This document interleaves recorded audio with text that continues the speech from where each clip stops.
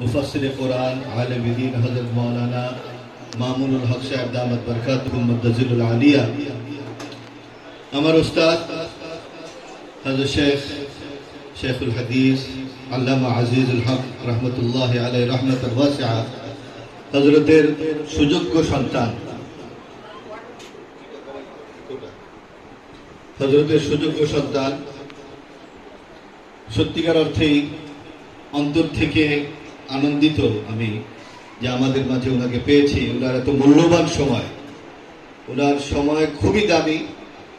এই সময় পাওয়াটা এটা আমাদের জন্য ভাগ্যের ব্যাপার। আল্লাহ রাব্বুল আলামিন ওনার এই আশাকে আমাদের জন্য বরকতময় করে তুলুক, আমিন ইয়া রাব্বাল আলামিন। আমি হযরতকে সংক্ষিপ্ত আকারে ওনার মূল্যবান বক্তব্য পেশ করার জন্য এবং হযরতের মুবারক হাত দ্বারা আমাদের ছাত্র এবং ছাত্রীদের মাঝে পুরস্কার বিতরণ অনুষ্ঠান আমরা এর মাঝে ওনার মাধ্যমে দোয়ার মাধ্যমে ইনশাআল্লাহ আজকে আমাদের প্রোগ্রাম শেষ হবে।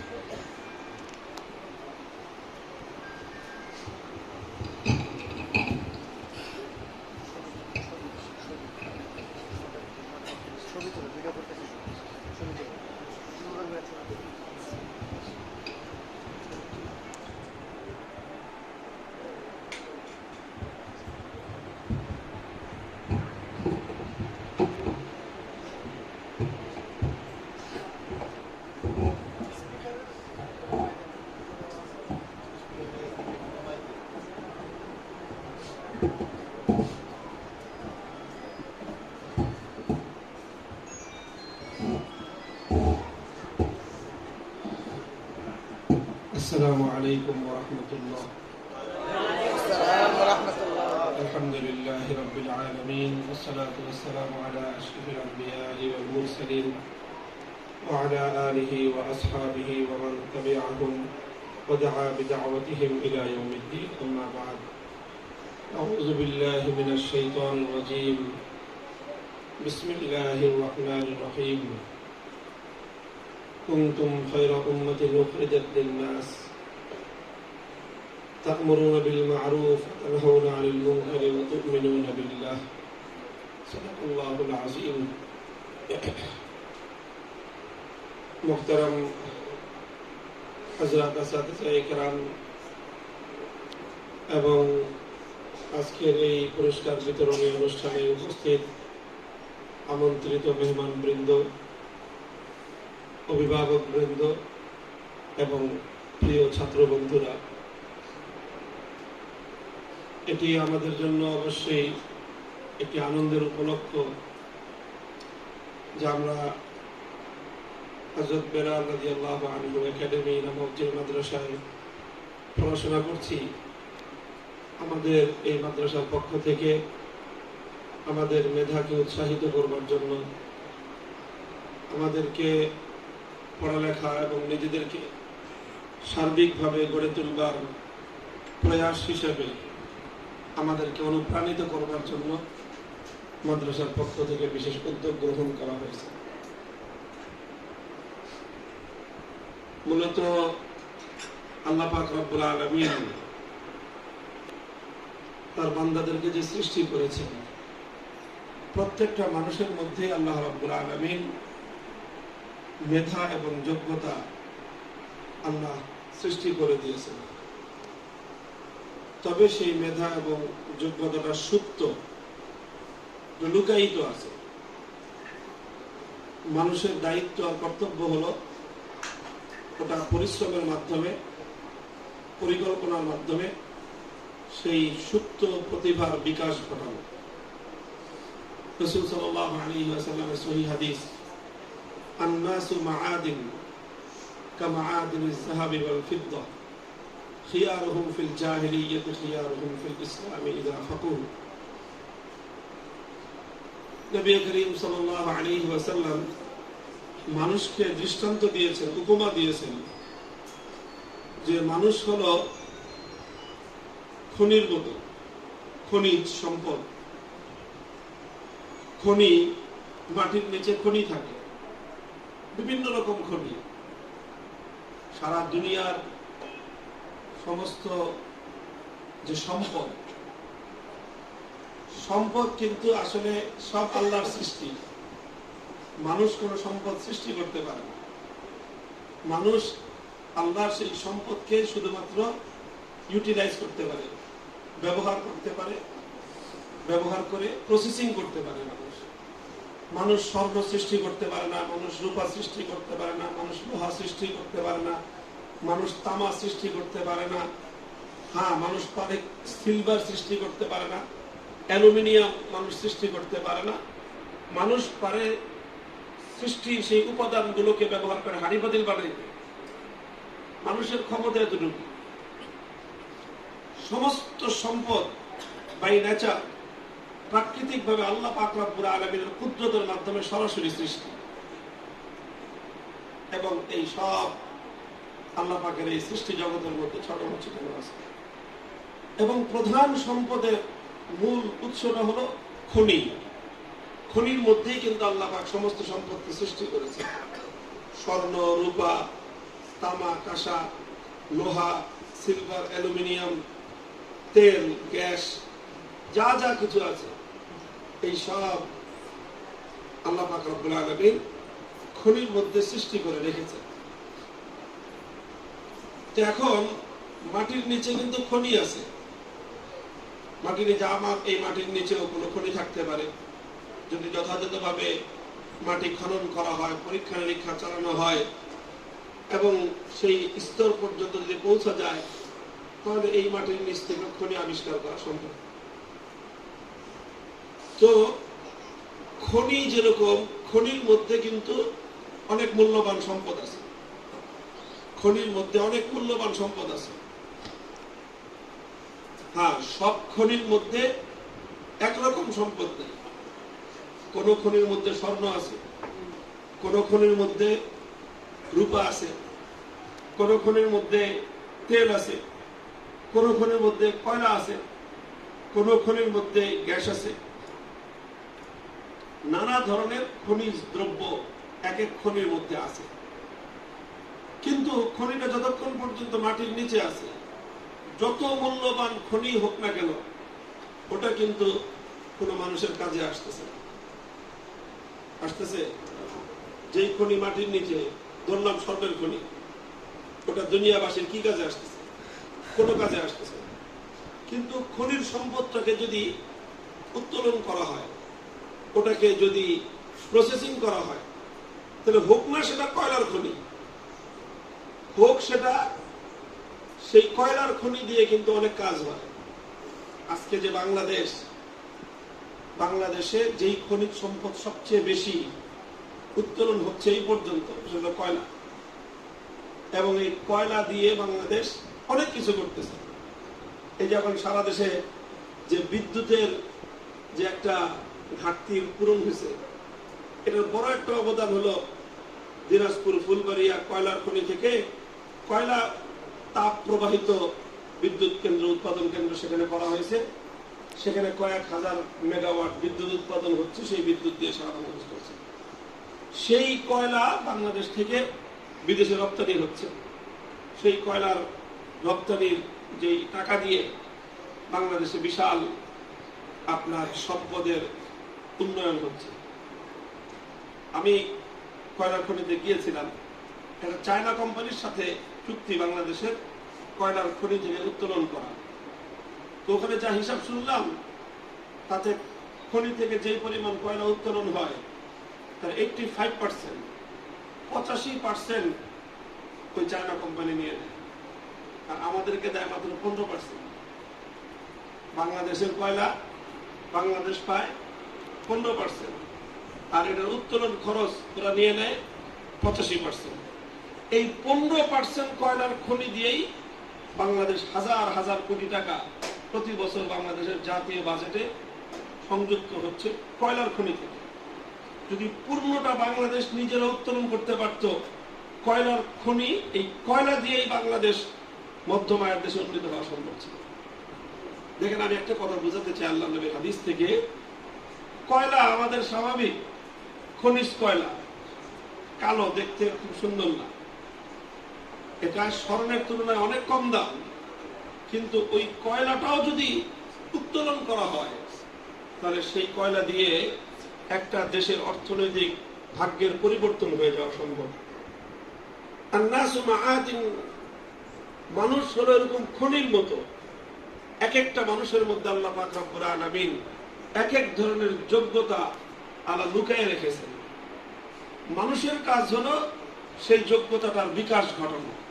যেরকম খনির মধ্যে আল্লাহ পাক সম্পদ রেখেছেন, মানুষের কাজ হলো সেই খনি থেকে সম্পদ উত্তোলন করা। যদি খনি থেকে সম্পদ উত্তোলন না করা যায়, এবার ওই খনির মধ্যে স্বর্ণের খনি হলেও ওটার কোনো লাভ নাই, ওটার কোনো মূল্য নেই। আর যদি উত্তোলন করা যায়, কয়লার খনি হলেও সেটা অনেক দামি। অর্থাৎ আল্লাহ পাক রব্বুল আলামিন প্রত্যেকটা মানুষের মধ্যেই এরকম সম্পদ অর্থাৎ মেধা লুকায়িত রেখেছেন। যদি সেই মেধার বিকাশ ঘটানো না যায়, তাহলে অনেক মেধাবী মানুষ, অনেক স্বর্ণের খনি, কিন্তু বিকাশ না ঘটানোর কারণে বেকার পড়ে আছে, কোনো কাজে লাগে না। আবার অনেক সাধারণ মেধার মানুষ, সাধারণ মেধা, কয়লার খনি, কিন্তু তার মেধার বিকাশ হয়েছে সাধারণ মেধাবীর দ্বারা দুনিয়া আলোকিত হয়ে যায়। এই জন্য মানুষের দায়িত্ব হলো, একটা শিক্ষা প্রতিষ্ঠানের দায়িত্ব কি?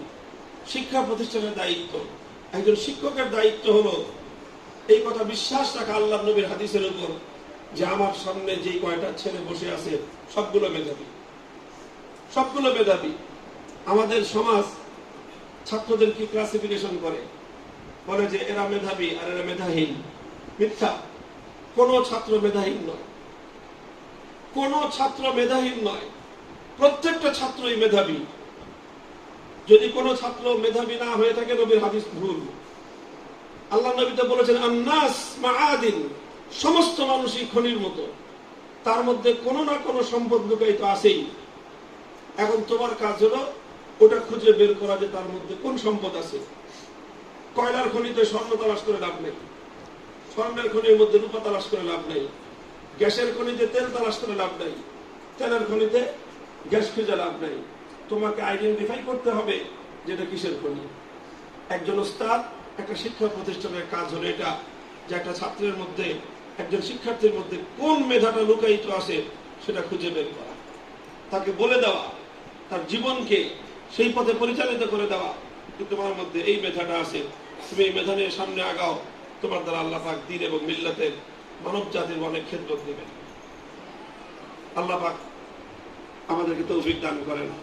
আমাদের এই সকল ছেলেপেলেগুলো যারা আমাদের কাছে আসে, অভিভাবক যারা তাদের কলিজার টুকরা সন্তানদেরকে শিক্ষকদের হাতে, শিক্ষা প্রতিষ্ঠানের হাতে সুপর্দ করেন, আলহামদুলিল্লাহ আমাদের বড়রা আমাদেরকে শিক্ষা দিয়েছে যে আমরা দুটি জিনিসকে আমানত মনে করি। একটি হলো আতফালুল মুসলিমিন, আর আমওয়ালুল মুসলিমিন। মুসলমানদের সম্পদ মাদ্রাসাগুলোতে ব্যয় হয়, মুসলমানদের সন্তানরা মাদ্রাসাগুলোতে আসে। এই উভয়টি সম্পদ, এই উভয়টি জিনিস, এটি হলো মাদ্রাসাওয়ালাদের কাছে আমানত। মাদ্রাসাওয়ালাদের কাছে আমানত।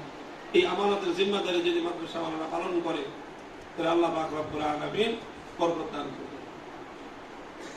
তো এই জন্য আমি এই কথাটা খুব দৃঢ় বিশ্বাস করি, এবং যারা মাদ্রাসার সাথে সম্পৃক্ত, যারা মাদ্রাসার শিক্ষকতার সাথে সম্পৃক্ত, আমি তাদেরকে সকলকে বলবো এই কথাটাকে নিজেরাও উপলব্ধি করা, যে আমরা কোন ছাত্রকে আমরা মেধাহীন সাব্যস্ত করব। একটা ছাত্র মুখস্থ করতে পারে না, তার অর্থ কিন্তু এই না যে সে মেধাবী না, তার অর্থ এটা নয়। একজন মুখস্থ করতে পারে না, পড়া ইয়াদ রাখতে পারে না, তার অর্থ কিন্তু এটা নয় যে সে মেধাহীন। সে হয়তো এখন পড়া ইয়াদ রাখতে পারতেছে না, কিন্তু সে হয়তো অন্য 10 জনের চেয়ে পড়াটা বুঝতে পারে ভালো। আবার অনেকে আছে বুঝতে কম পারে, মুখস্থ রাখতে পারে ভালো। আবার অনেকে আছে মুখস্থ রাখতেও তার সমস্যা, বুঝতেও তার দেরি হয়, কিন্তু যেটা সে একবার বুঝে নেয় এটা সে আর কোনোদিন ভুলে না। নানা রকমের যোগ্যতা আল্লাহ পাক এক একজনকে দিয়ে রেখেছেন। কারো হাতের মধ্যে যোগ্যতা আছে, কারো আঙ্গুলের মধ্যে যোগ্যতা আছে, কারো কণ্ঠে যোগ্যতা আছে, কারো স্মৃতির মধ্যে যোগ্যতা আছে। আল্লাহ পাক রব্বুল আলামিন এক একজন মানুষকে, একটা গোটা বিশ্ব জগতে, বিশ্ব চরাচরের বিচিত্র সৃষ্টির সমস্ত বৈচিত্র্যগুলো আল্লাহ পাক মানুষের মধ্যে লুকায়িত রেখেছে। কাজেই মানুষ কিন্তু খুব সহজ কোনো মাখলুক না, মানুষ সহজ মাখলুক না।